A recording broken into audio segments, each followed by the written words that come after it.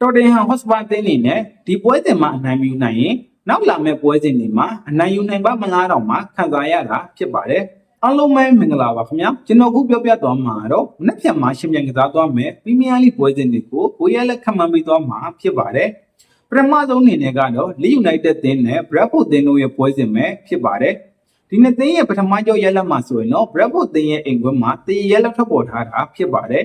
လီယူနိုက်တက်တင်းနေနဲ့နောက်ဆုံးကစားထားတဲ့ပရီးမီးယားလိပွဲစဉ်မှာခရစ္စတယ်ပဲလီတင်းနဲ့တရရက်လက်ထွက်ပေါ်ထားသလိုဘရက်ဖို့တင်းကလည်းဝူဗာဟန်တန်တင်းနဲ့တရကြထားတာဖြစ်ပါတယ်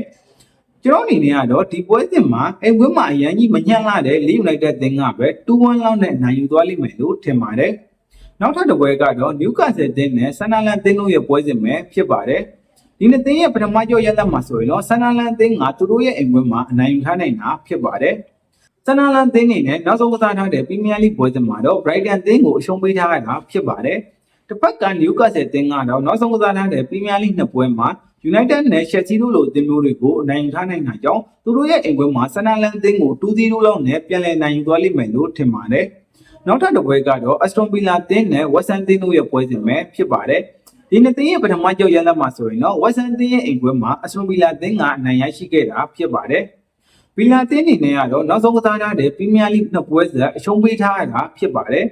တစ်ဖက်ကဝက်ဆန်တင်းကတော့နောက်ဆုံးကစားထားတဲ့ပရီးမီးယားလိပွဲစဉ်မှာတော့မန်ချက်စတာစီးတီးလိုအသင်းမျိုးစီကနေရက်လက်ရရှိအောင်ဆွမ်းဆောင်ထားနေတာဖြစ်ပါတယ်ဒါကြောင့်မို့လို့ကျွန်တော်အနေနဲ့ကတော့ဗီလာတင်းနေနဲ့သူတို့ရဲ့အိမ်ကွင်းမှာနောက်တိုင်းရဲ့ဂိုးတွေပေးနေရမှုကြောင့်ဝက်ဆန်တင်းကိုနိုင်ယူနိုင်မှာမဟုတ်ဘဲနဲ့တစ်ဖက်နှစ်ကိုးစီတီးရက်လက်ထွက်ပေါ်သွားလိမ့်မယ်လို့ထင်ပါတယ်နောက်ပိတ်ဆုံးပွဲစဉ်အနေနဲ့ကတော့တော်တင်ဟော့စပါတင်းနဲ့နော််တင်ဟမ်ဖော်ရက်တင်းတို့ရဲ့ပွဲစဉ်ပဲဖြစ်ပါတယ်ဒီနှစ်သင်းကတော့တော်တော်လေးကိုတရားဒီမှာအရှိန်တွေစိုးနေပြီးတော့အဆင့်16ဆက်ခွန်မှာအသီးသီးရက်တည်နေတာဖြစ်ပါတယ်စပါးတင်းနေကတော့နောက်ဆုံးကစားထားတဲ့ပရီးမီးယားလိပွဲစဉ်မှာလီဗာပူးတင်းနဲ့တေရိုက်လက်ထွက်ပေါ်ထားသလိုနော််တင်ဟမ်ဖော်ရက်တင်းကလည်းဖူဟန်တင်းနဲ့တေရထားတာဖြစ်ပါတယ်ကျွန်တော်အနေနဲ့ကတော့တော်တင်ဟော့စပါတင်းနေနဲ့ဒီလိုပွဲစဉ်မျိုးမှာအနိုင်ယူနိုင်ရင်တော့ဒီဟာဒီနောက်ထပ်ပွဲစဉ်တွေမှာအနိုင်ရပါမလားလို့တော့မှပဲစိတ်ထဲမှာဖြစ်ပေါ်မိပါတယ်ဒါကြောင့်မလို့စပါတင်းကပဲသူတို့ရဲ့အိမ်ကွင်းမှာရလက်တွေအရင်ကြီးမကောင်းပေမဲ့လည်း1-0လောက်နဲ့ကပ်ပြီးနိုင်ယူသွားလိမ့်မယ်လို့ခန့်မှန်းပေးလိုက်ရပါတယ်အားလုံးကိုကျေးဇူးတင်ပါတယ်ခင်ဗျာ